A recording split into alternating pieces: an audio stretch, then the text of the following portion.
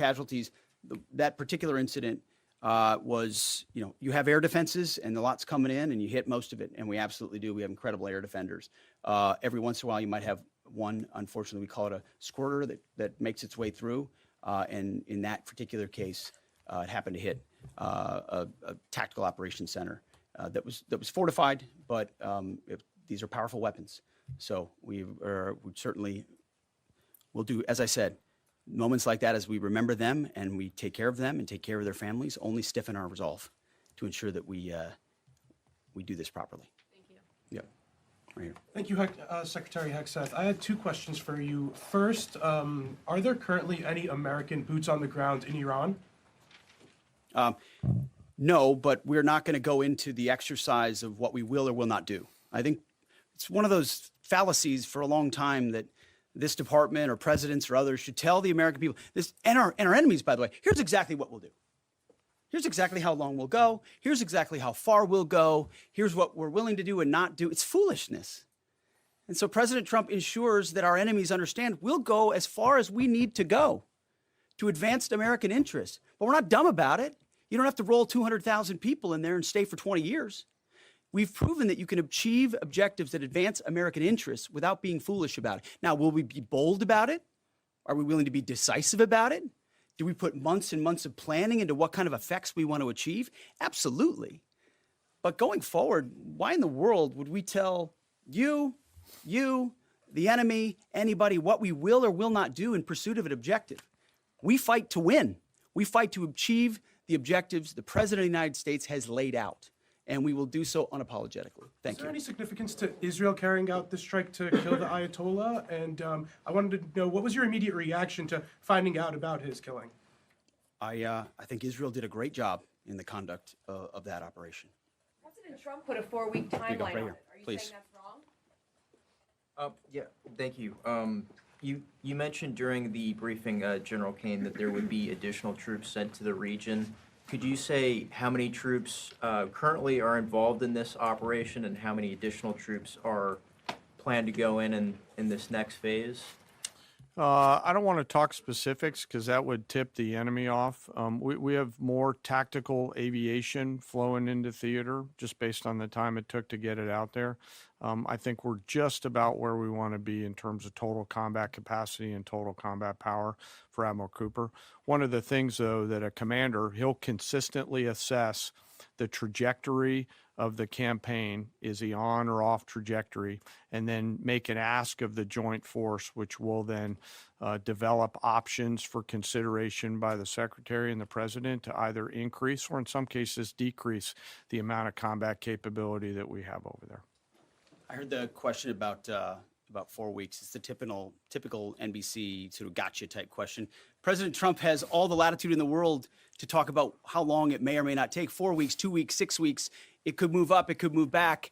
We're going to execute at his command the objectives we've set out to achieve. And what he has shown an ability to do that other presidents can't quite seem to have the aperture to do, well, I mean, Joe Biden didn't even know what he was doing, is to look for opportunities and off-ramps and escalations for the United States that creates new opportunities to execute what we need on our own timeline. So you can play games about 4 weeks, 5 weeks. He has all the latitude, and I'm glad he does, because there's no better communicator than our president expressing those things. To the Daily Mail, I've been in meetings with the president for the last 2.5 days. We know exactly where his headspace is, and he will communicate as he should exactly what he would like, and we will follow those orders. And I think everything he said on that is right down the middle. Chairman, did you have Absolutely. evidence Yes, right there. to Yes, sir. strike first?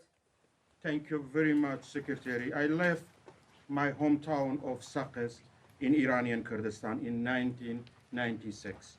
Can you promise that I will be able to return home safely this year? And I have a following question too, please. I appreciate the question. I'm not here to place guarantees on that, but I think the message the president has given has been clear to the people of Iran. This is your moment. The world was seized by these crowds and then seized by the reality of this regime killing tens of thousands of innocent protesters. So we saw the nature of the regime yet again exposed. We saw many of the Iranian people seek a change there. This is their moment to take advantage of it, for sure. You served in Iraq and know that no American soldiers were killed in Kurdistan. The Kurdish people are very pro-American. Will you continue protect Kurdistan and Peshmerga as loyal ally of the United States? Why I'm asking this question? Because now Kurdistan is under attack by Iranian drones and by proxies in Iraq and on the region. I think I can speak to allies generally in the region who we've been in constant communication with. We have been standing shoulder to shoulder with them, and we appreciate their capabilities. Absolutely. Yes, right here. Hi, thank you. Cameron Arkin with the Daily Wire. My question is about some of the domestic threats, if any, regarding this right now. Have there been any concerns about Iranian sleeper cells, and kind of what has the Trump administration been doing to kind of monitor these Well, threats? across the interagency, in full coordination, of course, we're paying attention to any potentialities there. This is a former regime, that seeks to export that ideology and try to sow terror. We're ready for that. We've seen these types of folks before, and the American people can rest assured that we're vigilant on that. How do you Right keep here. Secretary Secretary, spilling thank out you. into Kind of a follow-up insurgency? on that last question. There was just this, what appears to be a terrorist attack in Austin yesterday. How does that change the operation at all? What effect does that have? And then I have Doesn't a change the follow-up. operation at all, and I know the authorities are executing exactly the way they should. Secretary Hegseth, and one for Chairman Kane as well. I understand, to your point here, that you don't want to broadcast everything for our adversaries to hear, but the American people also want to know what they're sending their men and women to war for. Is there a concern of this spiraling into a longer war? And then one for the chairman when you're done. Did you not hear my remarks? I mean, we're ensuring the mission gets accomplished, but we are very clear-eyed, as the president has been, unlike other presidents, about the foolish policies of the past that recklessly pulled us in to things that were not tethered to actual clear objectives. So we know, we have plans, we have generals, we have chairmen, we have commanders, CENTCOM commanders, Admiral Cooper, who's executing very deliberately to ensure outcomes that I laid out are accomplished. But we would never, in front of a press pool, lay out how long that may take. The mission for our warfighters, which is what matters to us, is very, very clear. And they're executing it right now violently. And just for the chairman quickly, I have one for the chairman. You said this is not a one-night operation. It will take time to achieve the goals. What would be the goal line here for you? I think the secretary laid out the military objectives, and that's what we execute against, is the military objectives. Last one right here. Enriched uranium is. Thank you, sir. As you've said, there are a large amount of U.S. service members that are in harm's way right now. What is your prayer for them? First of all, my prayer for them is that I do pray for them. My wife prays for them. Our family prays for them. Our cabinet prays for them. None of this is done on a whim. Having been in their boots, having been in their shoes, having been in their flight suits, I know we think about them with every decision that we make and every recommendation that we make to the President of the United States. Those recommendations are made prayerfully. And when I pray every day for them and for this mission, I pray simply for the biblical wisdom to see what is right and the courage to do it. It's going to take courage to follow through on this. There's going to be a lot of noise, and we pray for that, and we hope all of you do as well. Thank you very much. Appreciate it. Thank you. Going to strike first?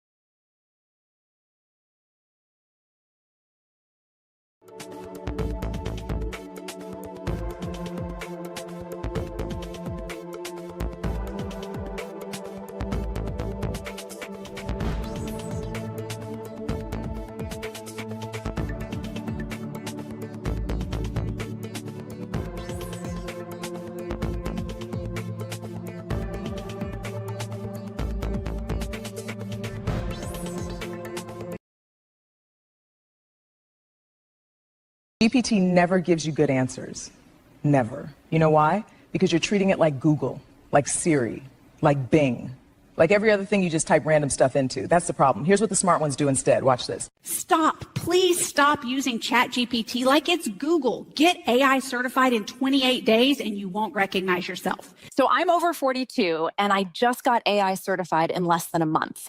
One program changed everything. I didn't quit my job or spend thousands on courses. Instead, I joined the 28-day AI challenge. What if I've never worked with AI before? Perfect. This challenge is built for people over 40. Yeah. A simple learning routine that fits your life, not disrupts it, and the best part, you're AI certified at the end. So when does the program start showing results? In 1 week, you'll feel unstoppable. Yeah. In 2 weeks, you'll have your strategy. In a month, you'll wonder why you didn't start sooner.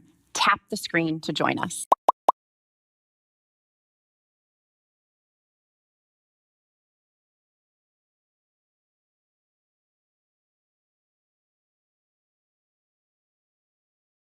And it's high up in the air. ये तो out है. Tissues. ये तो 6 है. Party. Out, out, out, out, out. 666. What a smashing victory. Big Basket. Everything you need delivered now. नमस्कार, मैं रवीश कुमार। भारत कहां खड़ा है? ईरान पर हमले को लेकर भारत की प्रतिक्रिया क्या है? भारत के प्रधानमंत्री नरेंद्र मोदी जो युद्ध बुद्ध और गांधी शांति को लेकर नैतिक संदेश दिया करते थे, देते हैं, वही अनैतिक युद्ध के समय स्टैंड क्यों नहीं ले पा रहे? आप ये वीडियो पूरा देखिए। हमने कई सारे पहलुओं को आपके लिए शामिल किया है। कनाडा के प्रधानमंत्री कार्नी के सामने प्रधानमंत्री मोदी का जो बयान आया है, उसका मतलब क्या है? क्या उससे भारत का स्टैंड साफ होता है? 28 फरवरी को ईरान पर हमला होता है। 3 दिनों के बाद प्रधानमंत्री मोदी शांति की अपील किससे कर रहे हैं? ईरान ने तो पहले हमला किया नहीं, ना शांति तोड़ी। बिना युद्ध की घोषणा के तेहरान पर हमला किया गया, खामेनेई की हत्या कर दी गई। क्यों भारत स्टैंड नहीं ले पा रहा? विश्व में चल रहे अनेक तनावों को लेकर भारत की सोच स्पष्ट ही है। हमने सदैव शांति और स्थिरता बनाए रखने का आह्वान किया है, और जब दो लोकतंत्र साथ खड़े होते हैं तो शांति की आवाज और भी सशक्त हो जाती है। पश्चिम एशिया की वर्तमान स्थिति हमारे लिए गहरी चिंता का विषय है। भारत डायलॉग और डिप्लोमेसी के माध्यम से सभी विवादों का समाधान का समर्थन करता है। क्या प्रधानमंत्री मोदी भूल गए कि कनाडा के प्रधानमंत्री कार्नी ने ईरान पर हमले का समर्थन किया है? शांति की आवाज बुलंद करने के लिए कनाडा की जरूरत क्यों पड़ी? कनाडा का सहारा लेकर क्यों कह रहे हैं कि शांति की अपील कर रहे हैं? बिना कनाडा के क्यों नहीं कह पाए? इस बयान में भी उन्होंने खामेनेई की हत्या को लेकर कुछ नहीं कहा, ना ईरान पर हमले को लेकर। क्या हवा से अपील की जा रही है? अपील जिससे की जा रही है उसका नाम क्यों नहीं लिया जा रहा कि उसका नाम अमेरिका है और इस्राइल है? इन दोनों ने ईरान पर हमला किया, इन्हें नहीं करना चाहिए। भारत के कई शहरों में ईरान पर हमले और खामेनेई की हत्या के विरोध में प्रचंड प्रदर्शन हो रहे हैं। कश्मीर, हैदराबाद, अमरोहा, अलीगढ़, लखनऊ, जिले जिले में शिया और सुन्नी समुदाय के लोग सड़कों पर आकर विरोध कर रहे हैं। भारत में ईरान के दूतावास में शोक सभा का आयोजन हुआ। भारत में प्रदर्शनों के ये सारे वीडियो ईरान के दूतावास के हैंडल से भी ट्वीट किए जा रहे हैं। क्या ईरान एक तरह से यह नहीं बता रहा कि भारत की जनता इस हमले के विरोध में है, मगर भारत की सरकार हमले की निंदा तक नहीं कर पाई? सुप्रीम लीडर खामेनेई की हत्या का विरोध तो दूर, शोक तक नहीं जताया गया। 2024 में जब हेलीकॉप्टर हादसे में तत्कालीन राष्ट्रपति इब्राहिम रईसी की मौत हुई, तब भारत ने 1 दिन के शोक की घोषणा की थी। तो इस बार भारत क्यों चुप रहा? पूर्व राष्ट्रपति महमूद अहमदीनेजाद की भी हत्या कर दी गई है, इस पर भी भारत की चुप्पी नोट की जा रही है। 21 फरवरी की रात को जब पाकिस्तान ने अफगानिस्तान पर हमला किया ध्यान भटकाने के लिए, तब भारत ने कड़ी निंदा जारी की और कहा कि रमजान के महीने में किए गए इस हमले में आम नागरिकों, महिलाओं और बच्चों की मौत हुई है। भारत अफगानिस्तान की संप्रभुता, उसकी क्षेत्रीय अखंडता और स्वतंत्रता के प्रति अपना समर्थन प्रकट करता है, लेकिन जब उसी रमजान के महीने में ईरान पर हमला होता है, आम नागरिक मारे जाते हैं, तब भारत की निंदा कहां है? संप्रभुता का समर्थन कहां है? ईरान के सुप्रीम लीडर खामेनेई की हत्या कर दी गई, बातचीत चल रही थी, लेकिन अब उसकी राजधानी पर बम बरसाए जा रहे हैं। किसी देश की संप्रभुता पर इससे बड़ा हमला क्या हो सकता है? यही कारण है कि कई लोग जानना चाहते हैं, पार्टनर तुम्हारी पॉलिटिक्स क्या है, भारत का स्टैंड क्या है? नैतिकता से जियोपॉलिटिक्स नहीं चलती, कूटनीति नहीं चलती। यह लाइन तभी क्यों आती है जब प्रधानमंत्री मोदी अमेरिका के आगे चुप हो जाते हैं, इस्राइल का विरोध नहीं कर पाते। अगर पाकिस्तान अफगानिस्तान पर हमला करे तब भारत निंदा कर देता है, लेकिन इस्राइल ईरान पर हमला करे भारत निंदा क्यों नहीं कर पाता? हम इस वीडियो में आगे बात करेंगे, लेकिन उससे पहले एक सूचना। राजनीति और कूटनीति में एआई की तरह दिमाग लगाना पड़ता है। एक ही समय पर 100 खबरों पर नजर रखनी पड़ती है। जमाना एआई का, तो आप एआई में हाथ आजमाना शुरू कर दीजिए, क्योंकि बात आने वाले कल की नहीं आज की है। आउटस्किल एक ऐसा एआई एजुकेशनल प्लेटफॉर्म है जिससे एआई के अनुभवी लीडर जुड़े हैं। आउटस्किल आपके लिए 2 दिनों का एक ट्रेनिंग प्रोग्राम लेकर आ रहा है, इसी शनिवार और रविवार सुबह 10 से शाम 7 बजे तक। आमतौर पर ट्रेनिंग प्रोग्राम की फीस 10,000 तक होती है, लेकिन आउटस्किल ने आपके लिए फ्री कर दी है। 1 पैसा नहीं देना और एआई के